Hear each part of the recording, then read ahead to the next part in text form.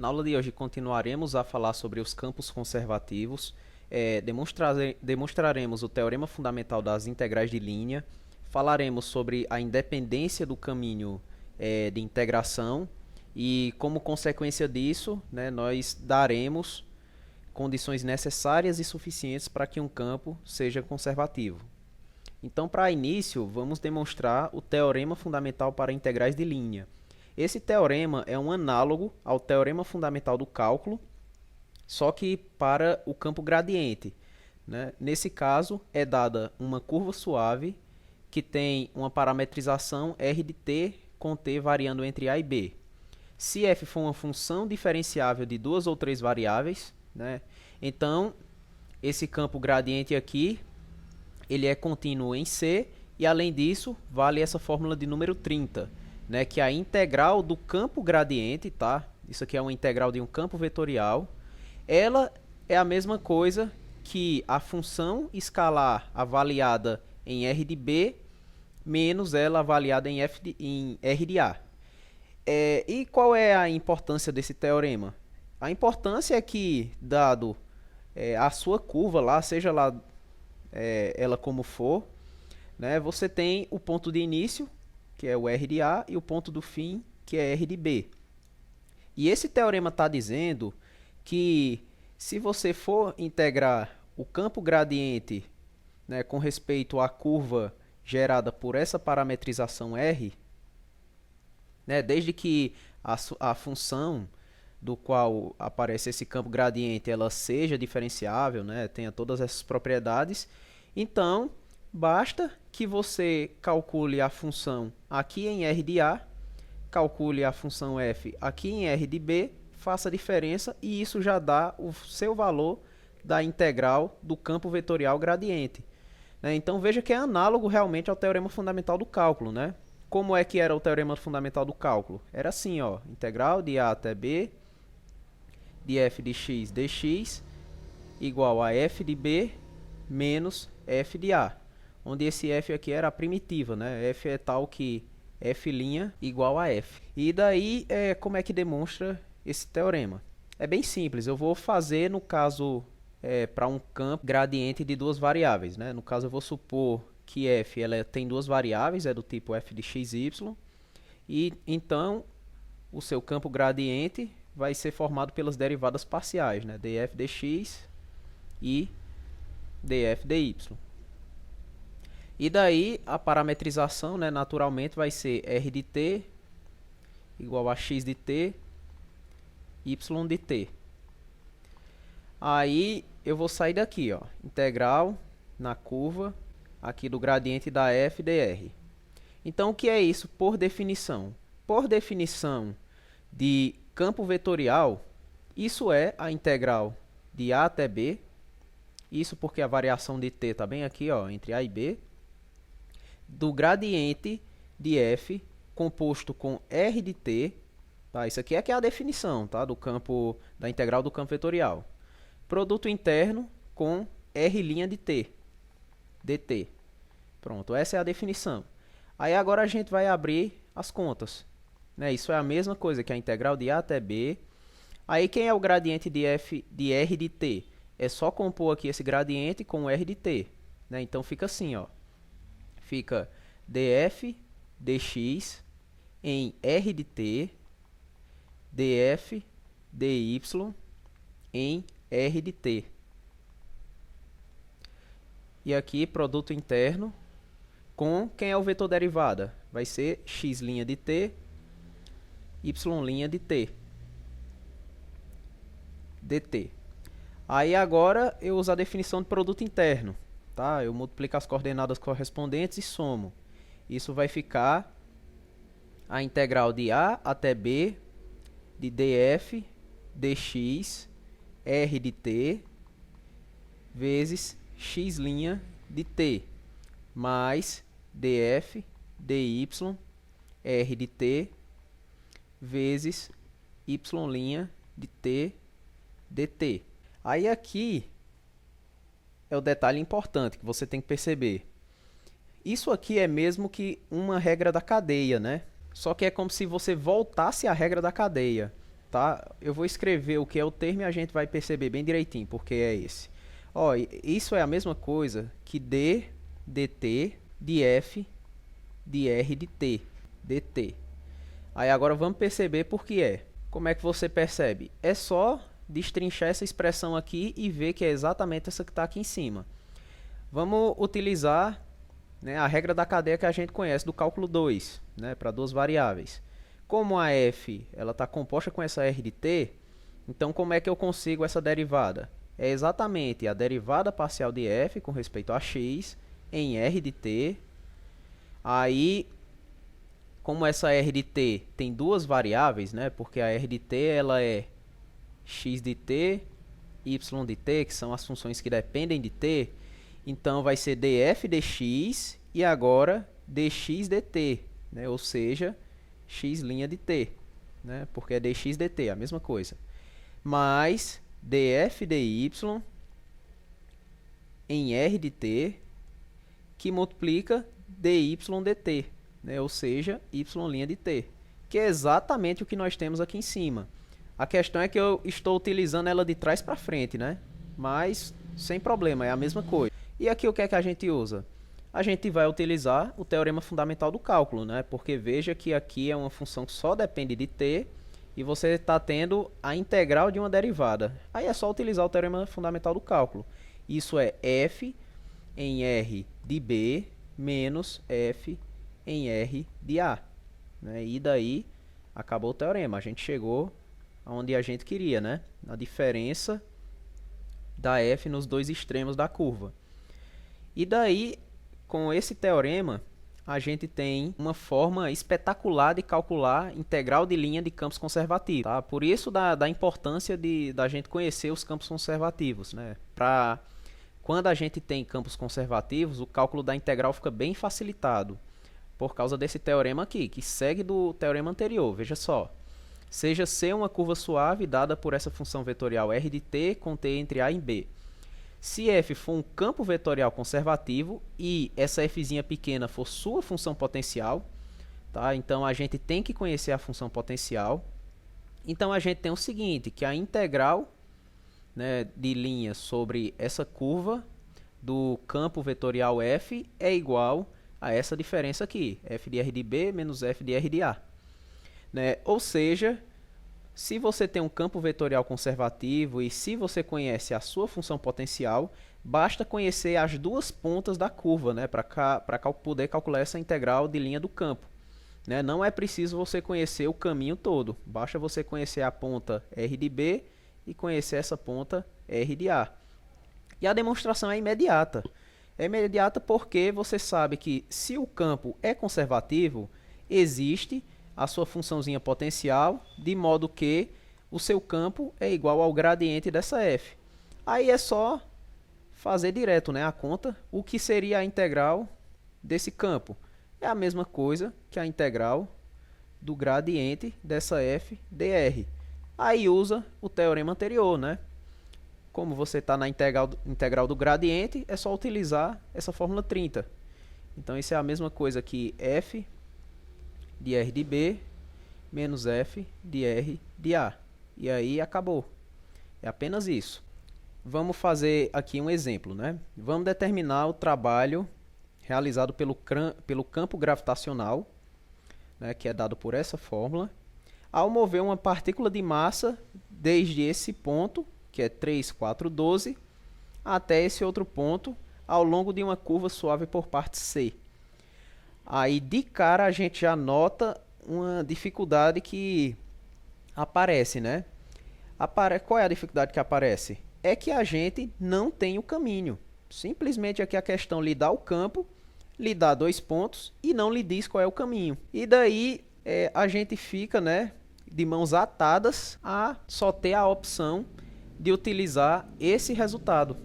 Né, porque esse resultado ele independe do caminho, né, só depende das pontas. Mas para isso, para utilizar ele, a gente precisa verificar que esse campo é conservativo.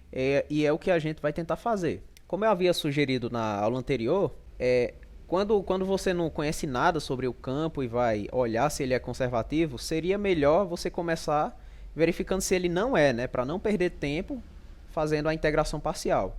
Mas nesse caso aqui do campo gravitacional, ele é um campo conservativo de fato, tá? E aí eu não vou fazer aquele teste para ver se ele não é, porque eu já sei que ele é. Então eu já vou fazer direto a integração parcial para conseguir a função potencial dele. Então vamos lá, nós queremos achar uma função de 3 variáveis, porque o campo tem 3 variáveis, tal que o gradiente dela seja igual a esse campo. E daí, para não ficar carregando muita notação, como MMG, isso aqui é constante, eu vou pegar e vou trabalhar somente com essa parte variável aqui do campo, que seria xyz dividido por essa raiz aqui ao cubo. Quando você abre o gradiente, né, você quer isso aqui, ó, df, dx, df, dy, df, dz igual aí as coordenadas do seu campo, né, x sobre... Aí, para economizar espaço, eu vou colocar em forma de norma. Norma de x, y, z elevado a 3. Aí, y sobre a norma de x, y, z elevado a 3. E a última coordenada, né? Que é z sobre a norma de x, y, z elevado a 3. Aí, a gente iguala coordenada a coordenada para montar um sistema, né? Aí, você escolhe uma equação para fazer as contas. Eu vou começar com a primeira, porque eu acho que todas têm o mesmo grau de dificuldade, é praticamente a mesma coisa. E daí o que eu vou fazer? Eu vou integrar em x, né? Então vamos lá, integre em x. Aí eu vou ficar com o seguinte, com f de x, y, z, mais, aí eu já vou botar um igual aqui, já eu explico o que vem depois. Aí fica aqui a derivada parcial de f com respeito a x dx igual a integral, aí o termo desse lado, né, que fica x sobre... Aí agora eu vou escrever, né, a definição de norma. Eu vou colocar assim, x2 mais y2 mais z2. Aí como está o cubo, eu elevo a 3 sobre 2, né, porque tem a raiz, aí eleva ao cubo. Dx. Aí, veja só, quando você integra essa derivada parcial aqui com respeito a x, vai aparecer uma constante, que na verdade é uma função g, digamos, e ela vai depender das duas outras variáveis, y e z. Como é que você verifica isso? Basta você aplicar novamente o operador derivada parcial com respeito a x, só desse lado. Quando você faz isso, você retorna para essa derivada com respeito a x, e esse termo que depende de y e z ele vai sumir, né? Porque a derivada parcial com respeito a x enxerga y e z como constantes. Então, por isso que aparece esse termo, né, que é uma constante com respeito a x, tá? É uma função de y e z. Aí, para resolver a integral desse lado aqui, você vai precisar fazer uma substituição. Você vai chamar u igual a x2 mais y2 mais z2, né? Isso vai implicar que du, só que aqui é no sentido du dx, tá? Vai ser 2x dx. O y ao quadrado e o z ao quadrado, eles são vistos como constantes, né? Aqui com respeito a x, então eles zeram. Aí, o que é que você tem, né? Você tem então que du sobre 2 é igual a x dx. Exatamente o termo que a gente tem aqui no denominador. Ó. X dx você vai trocar por du sobre 2. Então, continuando essa conta, a gente vai ficar com a integral de 1 sobre 2 du. E esse termo que tem o x2 mais y2 mais z2 se torna u. Aí embaixo fica u elevado a 3 sobre 2. Mas isso é a mesma coisa que 1 sobre 2 da integral de u elevado a menos 3 sobre 2 du. Aí a integral disso fica u elevado a menos 3 sobre 2 mais 1 dividido por 3 sobre 2 mais 1. Então isso aqui é a mesma coisa que 1 meio de u elevado a menos 3 sobre 2 mais 1 dividido por menos 3 sobre 2 mais 1. Mais isso aqui vai ficar embaixo menos 1 sobre 2 e em cima também menos 1 sobre 2, né, numerador. Então isso é a mesma coisa que menos u elevado a menos 1 sobre 2. Aí você troca u pela variável de antes, né, x2 mais y2 mais z2. Então aqui vai ficar menos x2 mais y2 mais z2 elevado a menos 1 sobre 2. A gente tem então que a nossa f de xy ela é igual a essa função, menos x2 mais y2 mais z2 elevado a menos 1 sobre 2, mas aí aqui, veja que no finalzinho, você tem essa função aqui que depende de y e z, e do outro lado apareceria uma constante. Então você pode juntar tudo e chamar só de um h, que depende de y e z. Aí agora, o objetivo é descobrir quem é essa função h aqui.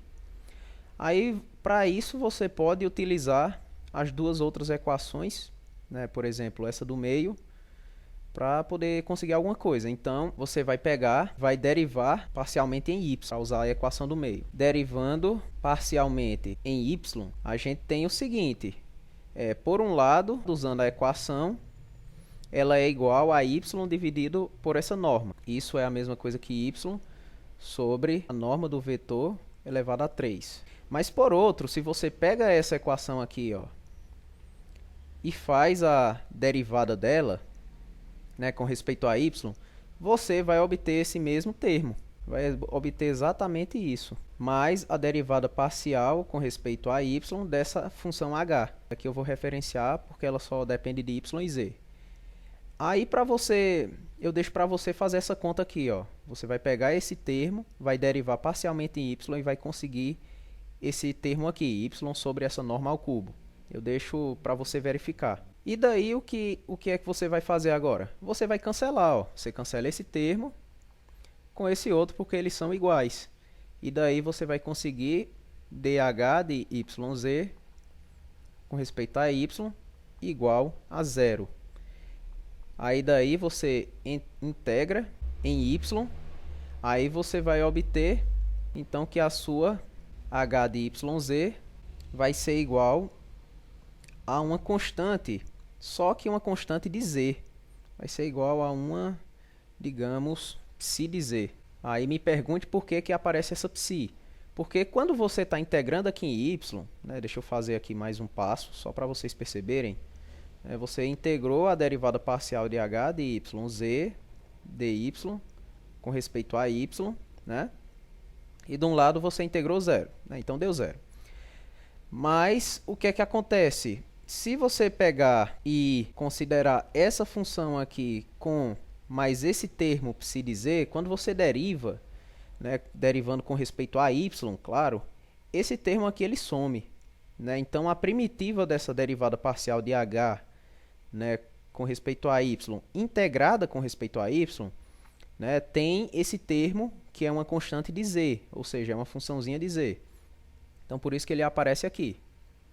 Aí agora, né, olhando aqui para essa fórmula de estrela, a gente nota que o objetivo agora é encontrar essa nova funçãozinha aqui que depende só de z. E para isso a gente usa a terceira equação do sistema que a gente não utilizou ainda. Né, a gente reescreve estrela, né, então reescrevendo estrela, a gente fica com... Aí você agora troca aquela função de duas variáveis por psi, né, porque a gente viu que é igual, mais a psi de z. E o objetivo agora é encontrar essa psi. Aí a gente pega essa equação e a gente deriva em z, né, a gente deriva parcialmente em z. Então vai ficar como? Né, você olha para cá para a equação, né, a gente vai utilizar essa. Por um lado, df dz é igual a z dividido pela norma de xyz elevado a 3. Mas, por outro, derivando essa equação, você chega também em z sobre a norma de xyz elevado a 3. Isso aí eu deixo também para você verificar. É só uma continha, né, de derivada parcial. Você vai pegar esse termo aqui, fazer a derivada parcial com respeito a z dele e vai ver que vai chegar nesse termo aqui.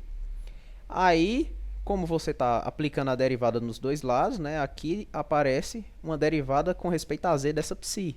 Só que essa psi ela só depende de z. Então a derivada parcial coincide com a derivada ordinária.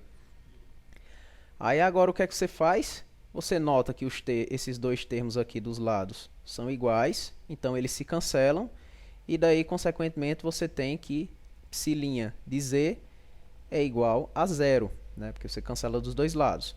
Aí agora você faz a integral do cálculo, né? Porque só tem uma variável. A integral de psi' de z dz é zero, o que vai implicar, né, que agora aparece só uma constante que dessa vez é um número, tá? Porque nos outros casos, quando você fazia a integral da derivada parcial, aparecia uma função, né, da variável oposta à que você integrou. Só que nesse caso, como só tem uma, dessa vez a constante que vai aparecer é um número. Então, se dizer, consequentemente, vai ser constante. Aí essa constante a gente geralmente escolhe ela como zero, sem problema algum, tá? Então a gente pega c igual a zero e a gente conclui que a gente pode pegar psi dizer ela sendo nula. Consequentemente, né, olhando aqui para essa fórmula, a gente tem que esse termo aqui ele é zero. E daí isso significa que a f que a gente queria é essa daqui, ó, menos x ao quadrado mais y ao quadrado mais z ao quadrado elevado a 1 sobre 2, sinal de menos. Só que aí, lembre lá do começo que eu disse que não ia incluir as constantes, né?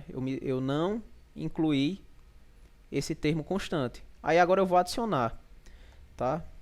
Eu vou colocar aqui a observação, adicionando a constante menos m g, que era só um termo constante, então eu deixei fora só para não ficar carregando esse monte de letra. Aí eu adiciono no fim. Eu pego e multiplico a função por esse mmg. Né? Aí a gente vai ter que a f que a gente quer vai ser essa daqui, ó, mmg x2 mais y2 mais z2 elevado a menos 1 sobre 2. Pronto. Aí aqui eu achei a função potencial.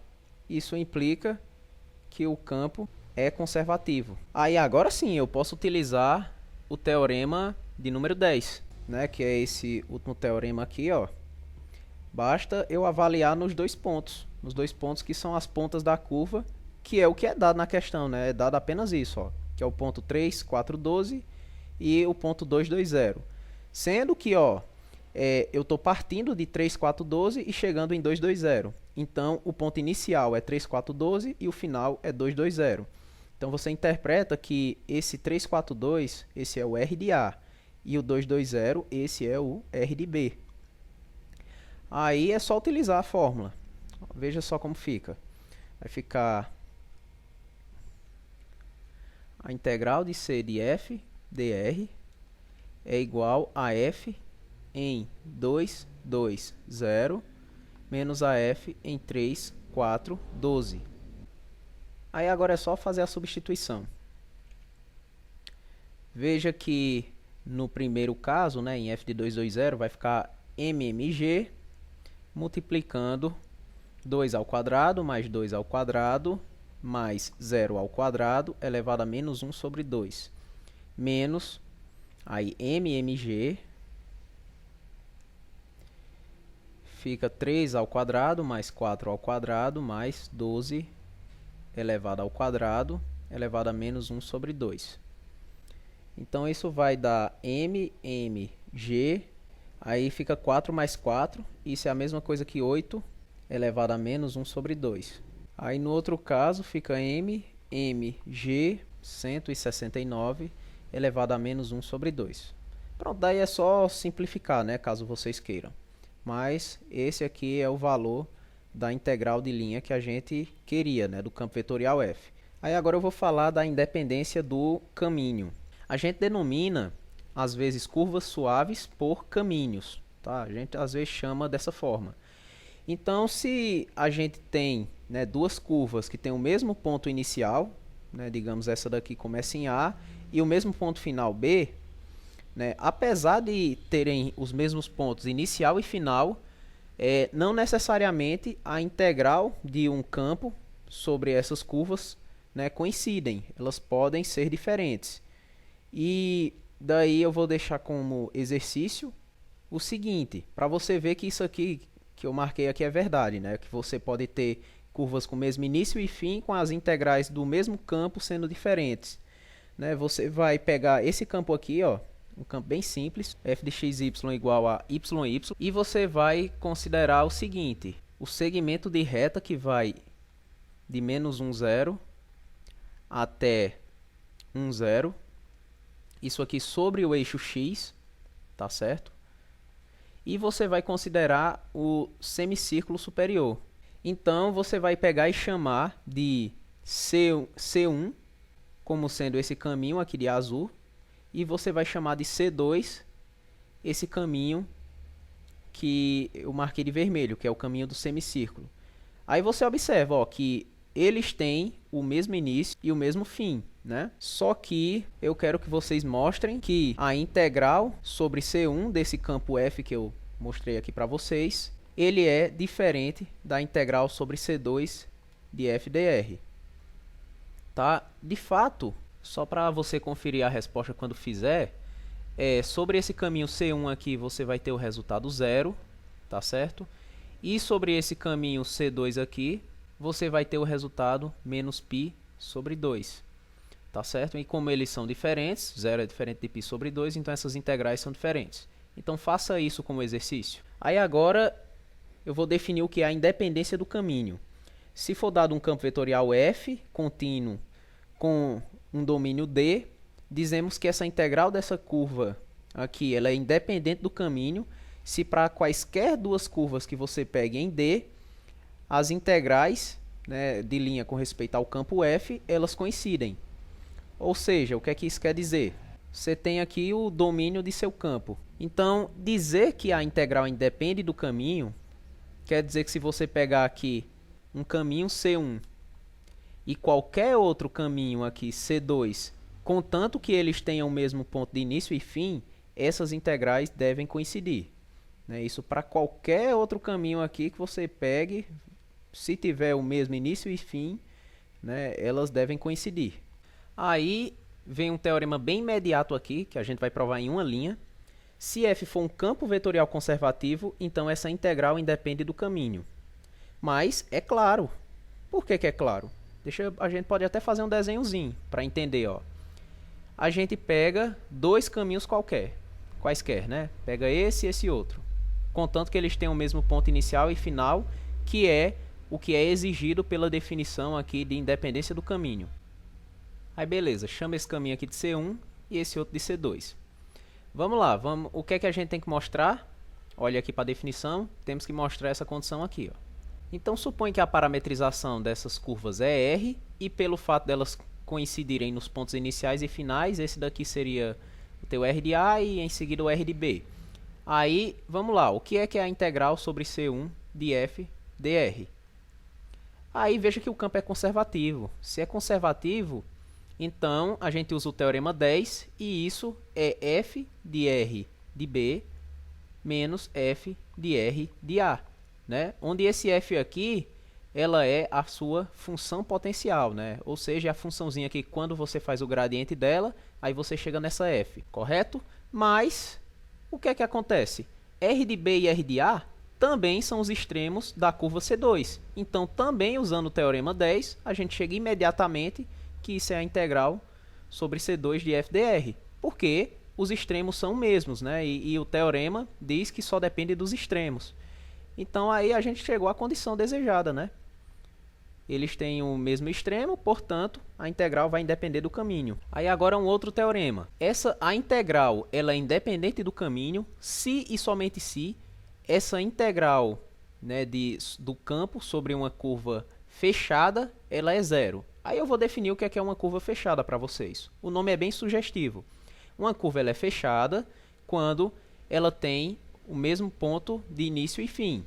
Ou seja, o R de A é igual ao R de B. Né? Ou seja, a curva vai e ela volta para o mesmo lugar. Tá? O ponto de início é igual ao ponto de fim. E como é que a gente faz esse teorema? Como é que a gente prova isso? O teorema ele tem duas implicações. Né? Tem a ida, que significa essa integral independente, implica que a integral é zero para todo caminho fechado. Então vamos começar por essa ida, né? Que é a implicação direta. Então, se a gente supor isso, ó, que a integral independente do caminho em D, significa que a integral sobre C1 de f dr é igual à integral sobre C2 de f dr. Isso para todo C1, C2 caminhos com mesmos pontos de início e fim. Aí o que é que a gente quer provar? Que se a gente pega uma curvinha desse tipo aqui, fechada, então a integral dá zero. Mas isso vai ser feito a partir de uma estratégia bem esperta aqui que a gente vai fazer. Vamos pegar um caminho fechado, ó. Imagina que é esse daqui. Se o caminho é fechado, a gente sabe que R de A é igual ao R de B. Aí o que é que a gente faz? A gente simplesmente pega qualquer pontinho nessa curva, por exemplo, esse de verde, né? Então ele vai ser o R de algum D, né? Ele vai ser um ponto desse tipo. E daí você observa o quê? Que você ficou, né? Você dividiu a sua curva em dois caminhos. Você dividiu no caminho que vem desde R de A aí até a R de D e no caminho que vai de R de D até o seu R de A. Né? Então você ficou com esse caminho aqui, digamos, né, que ele seja C1, né, a gente chama ele de C1, e a gente tem esse outro caminho aqui, ó, que nesse caso a gente denomina por C2. E daí, o que é que a gente pode fazer, né? Essa curva completa, a curva completa de vermelho, eu posso chamar ela de C. Ela é a curva fechada, né? Então, vamos calcular a integral dela. Integral sobre C de f dr. Aí, como você dividiu a curva C em dois pedaços, nos pedaços C1 e C2, claro que esses pedaços são suaves, então você pode fazer a integral separadamente em cada pedaço da curva, né? A soma da integral em cada pedaço dá exatamente a integral em C. Então, fica a integral em C1 mais a integral em C2 de f dr. Tá bom, aí agora você vai ser bem esperto, ó. Você vai fazer o seguinte, você nota que a princípio elas duas, né, têm os mesmos pontos de início e fim. Só que você pega essa daqui, essa C2, e você vê que ela está indo nesse sentido, ó. Está indo a partir de R de D até chegar no R de A. Aí simplesmente você faz isso, você vai inverter, né? Você vai inverter ela, vai considerar ela indo nesse sentido, né? Indo desde R de A até R de D. Então ela vira a curva menos C2, né? E quando você faz então a substituição disso aqui por menos C2, né, a gente sabe que a integral do campo, né, ela muda de sinal.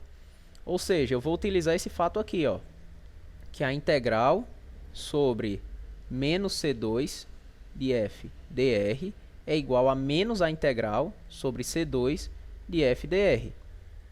Então eu vou pegar e passar o sinal de menos para esse lado, a partir dessa igualdade. E vou obter que menos a integral de menos C2 de f dr é exatamente a integral sobre C2 de f dr. Ou seja, eu vou trocar esse termo aqui por menos a integral de menos C2 de f dr. Eu vou fazer essa troca. Então isso vai ficar assim, ó. Integral sobre C1 de f dr menos a integral de menos C2 de f dr. Aí adivinha quanto isso vai dar? Isso vai dar zero. Por que dá zero? Porque veja, ó, que tem os mesmos pontos de início, as duas curvas C1 e C2 e menos C2 tem os mesmos pontos de início, que seria R de A, e o mesmo ponto de fim, que é R de D. Então a justificativa é, pois C1 e menos C2 têm mesmos pontos de início e fim. E por hipótese, a gente está supondo, né, que a integral ela é independente do caminho. Então isso significa que essas duas integrais são iguais, portanto essa diferença é zero. E daí está concluído, né? A gente mostrou que a integral sobre o caminho fechado é zero. Aí agora como é que faz a volta? A volta a gente faz bem rapidinho, ó. O que é que a gente tem que fazer? A gente tem a hipótese agora de que para todo caminho fechado essa integral é zero, e a gente quer mostrar que essa integral aqui independe do caminho. Então a ideia é o seguinte, para mostrar que é independente do caminho, você vai pegar dois caminhos com mesmos pontos de início e fim, no caso aqui seria C1, e aqui o caminho C2. Aí esse C1 vai desde aqui, digamos, R de A até esse R de B, Então ele vai assim, ó. E o C2 também vai nessa, desde R de A até chegar em R de B. Aí, o que é a ideia, né? Veja que essa curva é fechada, né? O desenho a gente já vê que ela é fechada. Só que a gente pode transformar ela numa curva só, né? A gente pode transformar na curva C, que é igual a C1, união com menos C2. Aí você, epa, por que menos C2? Porque para que a curva ela precisa ir numa orientação só, né? Você vê que aqui, ó, ela está indo nessa orientação. Aí você quer continuar nessa orientação. Então, como essa daqui também vai até R de B, você inverte. Você vai fazer agora o caminho contrário, né? Você vai de R de B até R de A. Né? Você vai nessa direçãozinha agora. Então, quando você faz isso, você troca C2 por menos C2. E daí, essa curva C é fechada. Então, ela tem integral zero, né? Pela hipótese. Aí você quebra nas duas integrais das curvas suaves, né? Integral sobre C1 de f dr mais a integral sobre menos C2, tá? Não confunda com C2 porque eu estou olhando da curva C, né? Ou seja, a curva C1 união com menos C2 de f dr. Mas utilizando essa mesma fórmula que eu anotei bem aqui para vocês, que foi uma propriedade que a gente mostrou da integral do campo, né? Você tira o sinal de menos, né? Quando você inverte a orientação. Então isso aqui é a mesma coisa que a integral sobre C1 de f dr menos a integral sobre C2 de f dr. Para concluir, né, basta pegar esse termo aqui com sinal de menos e passar lá para o outro lado, né, porque o outro lado tem zero. Aí você consegue integral sobre C2 de f dr igual a integral sobre C1 de f dr. Mas, ora, C1 e C2 foram escolhidos quaisquer, né? A única exigência foi que tivessem mesmos pontos de início e fim. Então, a gente está concluindo exatamente a definição da integral ser independente do caminho. Aí o teorema está provado. Aí, agora eu vou dar uma definição, tá?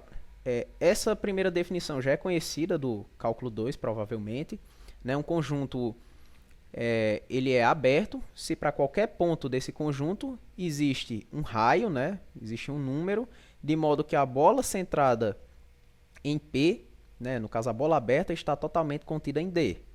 Geometricamente, isso significa o seguinte, ó, você tem aqui o seu conjunto, né? O seu conjunto D. Como é que eu verifico que ele é aberto? Né? Se para qualquer ponto que você pega nele, existe uma bolinha aberta, né? Isso aqui eu estou imaginando no plano, então a bola aberta no plano seria uma bola sem a borda, né? E um raio, esse raio R, de modo que essa bolinha aberta está totalmente contida dentro de D. Então, exemplos de conjuntos abertos é o conjunto dos números reais, o R2, o R3, qualquer bola aberta, né? Conjunto desse tipo aqui é aberto. Aí, intervalo aberto é exemplo de conjunto aberto também. Né? Esses aí são os principais exemplos. Aí, outra definição é de conjunto conexo por caminhos. Né? Um conjunto ele é conexo por caminhos se para qualquer P e Q que pertence ao conjunto, vai existir uma curva suave ligando P até Q. Né? Ou seja, isso aqui seria, só para mostrar, isso aqui seria exemplo de aberto. Aí agora um desenho de um exemplo de conjunto conexo por caminhos. É um conexo por caminhos. E como é que ele funciona? Se você pega qualquer dois pontos aqui, P e Q, vai existir entre eles uma curva suave, né, que os liga e que essa curva está totalmente dentro do conjunto. Né? Então, o que é que não seria um conexo por caminhos? Esse conjunto aqui, ó, por exemplo. Você tem esse, união com esse outro aqui. Isso aqui não pode ser conexo com caminhos. Né? Não conexo por caminhos. Por que que não é conexo por caminhos? Porque se você pega um ponto P nesse pedaço e um ponto Q nesse outro pedaço, então quando você faz qualquer caminho tentando ligar os dois, ó, você cai fora do conjunto. E daí, quais são os principais exemplos, né, de conjunto conexo por caminhos? O R, R2, R3, né, os espaços euclidianos em geral, qualquer bola aberta ou fechada em R2 ou R3, qualquer bola aberta ou fechada, né, com um buraco dentro, né, porque, por exemplo, Um conjunto desse tipo aqui, ele é conexo por caminhos. Você pensa aí no disco e você retira a origem. Tá aí também regiões bem regulares, né? Quadrados, triângulos, elipses, etc. Aí agora vem um teorema que praticamente vai fechar o critério que eu quero mostrar para vocês de condições necessárias e suficientes para que um campo seja conservativo, que é o seguinte: se F for um campo contínuo numa região que tem as duas propriedades que eu falei agora há pouco, né? No caso, a propriedade de ser aberta e conexa por caminhos, as duas ao mesmo tempo, né? Se a integral for independente do caminho, então f vai ser um campo vetorial conservativo em D. Ou seja, vai existir uma tal função escalar de modo que o gradiente dela coincide com a f. Aí eu vou dar uma ideia, né, de como é que você prova esse teorema. Então eu vou fazer um desenho aqui para a gente apelar para a geometria. Imagina que é o plano em R2, né? Vamos fazer uma demonstração em R2 e supõe que aqui está uma região aberta, né? Essa região D, que é dada aí na hipótese. Como ela é aberta, né? Então para qualquer ponto, né? Qualquer ponto que você tiver, x, y, vai existir uma bolinha aberta, de modo que essa bolinha está totalmente inclusa dentro de D, né? Isso é a hipótese de ser aberto. Aí, o que é que a gente precisa para mostrar que um campo é conservativo? A gente tem que ter uma função potencial, né? E daí eu afirmo para vocês que a função potencial vai ser essa daqui, ó, f de xy igual a integral do campo, onde C é uma curva que eu vou denotar assim só para vocês perceberem. É uma curva que liga um ponto fixo AB a xy, a qualquer outro xy. Ou seja, você vai fixar um pontinho aqui dentro de D, AB, vai deixar ele fixo, e a minha candidata à função potencial vai ser essa daí, né? Onde isso vai ser a integral de uma curva que liga AB até xy. Aí você pode estar chocado, né, com essa definição esquisita dessa f. Aí você pode me perguntar: professor, mas tem sentido definir uma f desse jeito? Né? Por que é que isso aí está bem definido? Eu lhe afirmo que está sim bem definido pelo seguinte motivo. Porque, por hipótese, a integral de f é independente do caminho. Então, se você considera qualquer outra curva que também liga AB a xy, esse valor de integral aqui é o mesmo. Né? Então, independente de qual for essa curva que liga AB a xy, né, o valor da integral sempre vai ser o mesmo.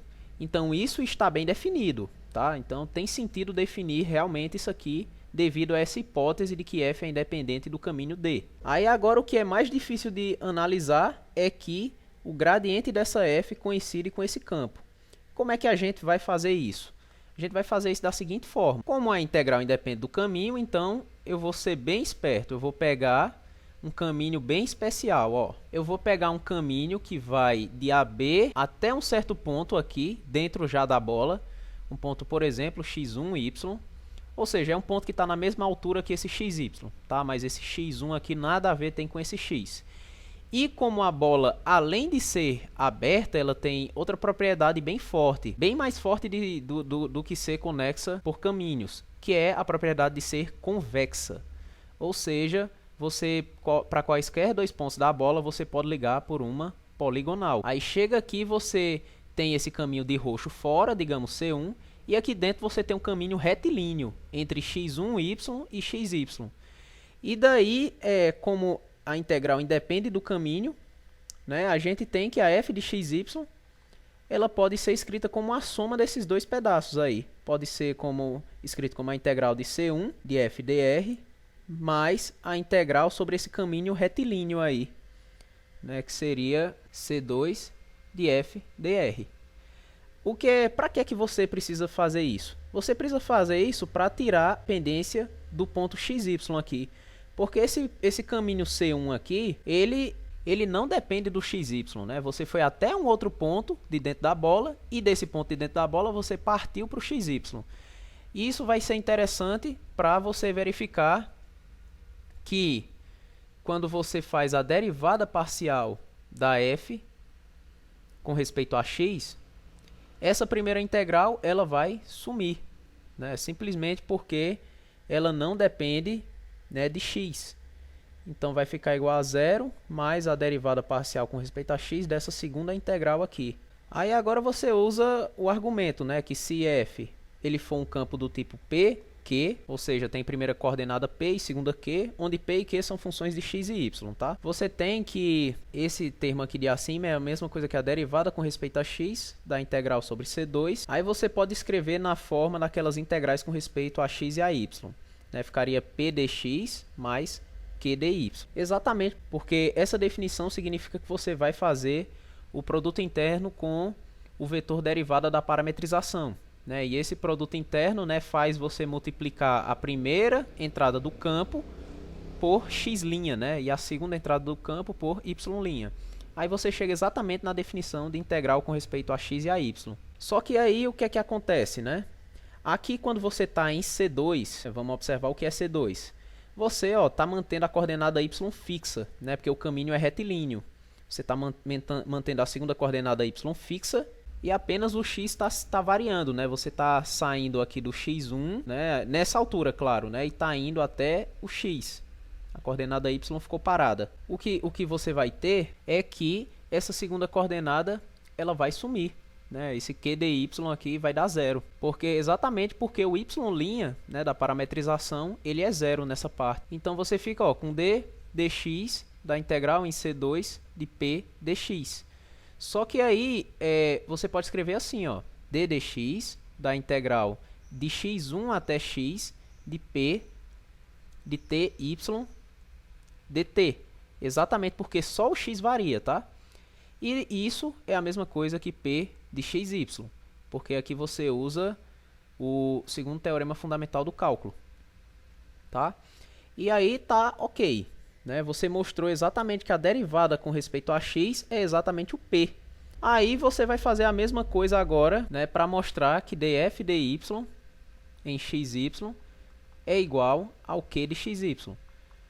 Né? Você vai fazer praticamente a mesma conta, né? Só que dessa vez você vai ter que fazer uma mudança no caminho, tá? Você vai ter que pegar um caminho desse tipo aqui. Deixa eu marcar de marrom.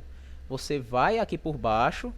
Aí quando entrar aqui na bolinha, você vai fazer um caminho retilíneo, né, que parta de um ponto, por exemplo, que seja um ponto x, y2, por exemplo, né, em que você vai deixar x fixo, né, e dessa vez vai variar o y2.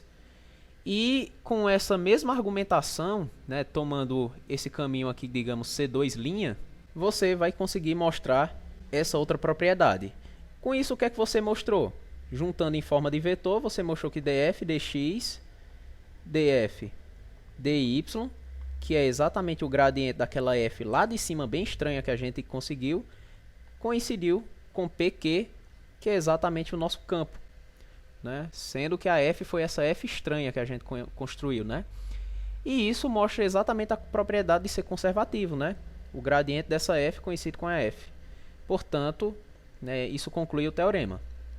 Consequentemente, a gente chega ao teorema principal, né, da aula de hoje, digamos, que são as condições necessárias e suficientes para que um campo seja conservativo.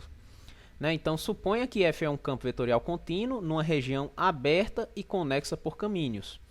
Né? Veja que a gente fez essa exigência aqui, né, o que parece restringir um pouco, mas para um curso de cálculo isso aqui é um resultado muito bom, porque geralmente os campos que a gente usa, eles têm definição, né, em conjuntos que são abertos e conexos por caminhos, porque geralmente é o conjunto dos números reais, ou então é uma bola aberta, né, geralmente são conjuntos que têm essas propriedades. Então esse resultado aqui para um curso de cálculo é muito bom. Né? Então são equivalentes às seguintes condições.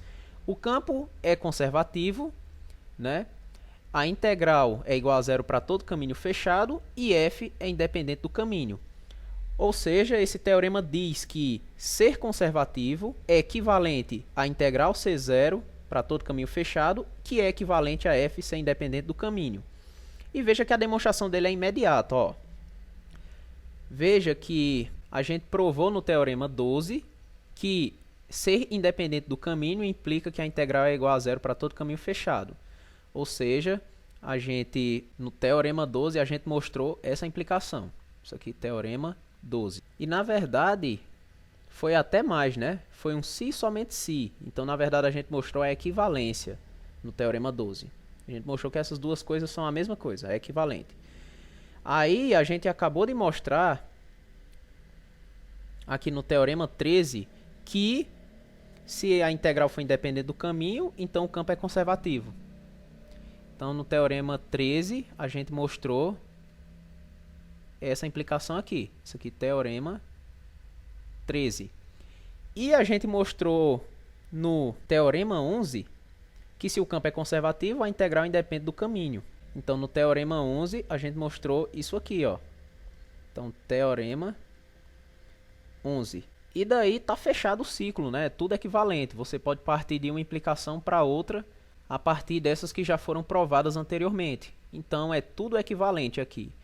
Então, nós temos mais essa arma aqui, né, para verificar que um campo é ou não conservativo, né? Você pode verificar que uma dessas condições aqui é verdadeira, ou se uma delas falhar, né, necessariamente o campo não será conservativo.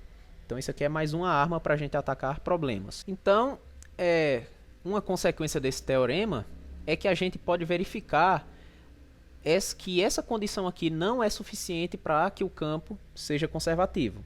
Lembra que eu falei isso para vocês? Se a gente mostra que a gente pega um campo F igual a PQ e a gente mostra que essas derivadas são iguais, então a gente não pode concluir nada, né, a respeito da propriedade do campo ser conservativo.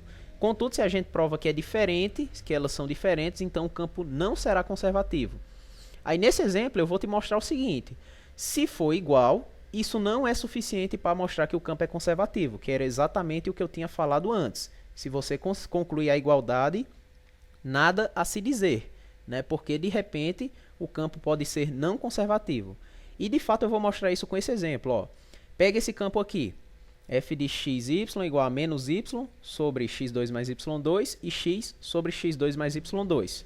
Eu deixo para você mostrar, né, utilizando a regra do quociente em cada coordenada, que as derivadas parciais coincidem. Ou seja, está valendo isso aqui. Só que eu vou mostrar para vocês que esse campo não é conservativo. Tá? E nós vamos utilizar exatamente o Teorema 14. Nós vamos mostrar que uma dessas implicações aqui falha. Se qualquer uma delas falhar, né, porque pelo fato delas serem equivalentes, o campo não será conservativo. Em contrapartida, né, se você pega qualquer uma delas, mostra que é verdadeira, o campo será conservativo por causa da equivalência. Tá? Então, se alguma delas falha, o campo não é conservativo. Se alguma delas é verdadeira, o campo é conservativo. Então, você tem mais esse aliado para mostrar essas coisas. Então, eu vou pegar e vou mostrar para vocês que a propriedade B vai falhar. Então vamos lá, como é que eu vou mostrar isso para vocês? A primeira coisa que você nota é que o domínio do seu campo F é igual a R2 menos a origem. Né? Você só não pode colocar a origem porque senão o denominador zera, né? Porque fica, o denominador aqui tem x2 mais y2. Só que esse conjunto aqui, ele é um aberto e conexo por caminhos. De ser aberto é porque é o complementar de um fechado, né? Porque só um ponto é um conjunto fechado. Né? O complementar de um fechado é um aberto. E de ser conexo por caminhos é porque para quaisquer dois pontos você consegue ligá-los, né? Sem problema algum. Né? A origem aqui não vai impedir nada. Aí o que é que eu vou fazer então? Né? Você imagina aqui que está o seu R2, você tem sua origem. E eu vou pegar o seguinte caminho fechado. O caminho que é a circunferência unitária. Vou considerar esse caminho. Isso aqui vai ser o círculo unitário. E eu vou mostrar que a integral sobre esse círculo unitário, que eu vou chamar de C, ela vai ser diferente de zero. Né? Então, é isso que eu vou fazer. Então, vamos lá. O que seria a integral do campo sobre esse círculo unitário? Aí, agora, quem é a parametrização do círculo? O círculo é parametrizado por R de t igual a cosseno de t, seno de t, com t pertencente a 0, 2π. Né? Então, consequentemente, pela definição da integral de linha do campo, isso é a integral de 0 até 2π de f de r de t, que faz o produto interno com r' de t, dt. Aí agora vamos abrir as contas. Isso vai ser a integral de 0 até 2π. Quem é f de r de t? Note que você vai substituir x igual a cosseno de t e y igual a seno de t. Então, como os denominadores aqui do campo é x² mais y², e a gente sabe que cosseno quadrado mais seno quadrado é 1, então basta deixar os termos de cima. Né? O primeiro seria menos y, então vai ser menos seno de t. E o segundo, x, que vai ser cosseno de t. Então vai ficar assim, menos seno de t, cosseno de t, produto interno com o vetor derivada. Derivada do cosseno, menos seno. Derivada do cosseno, seno. Derivada do seno, né, aqui, vai ser o cosseno de t. Então, isso vai ser a integral de 0 até 2π, né, fazendo o produto interno, vai ficar seno ao quadrado de t mais cosseno ao quadrado de t dt.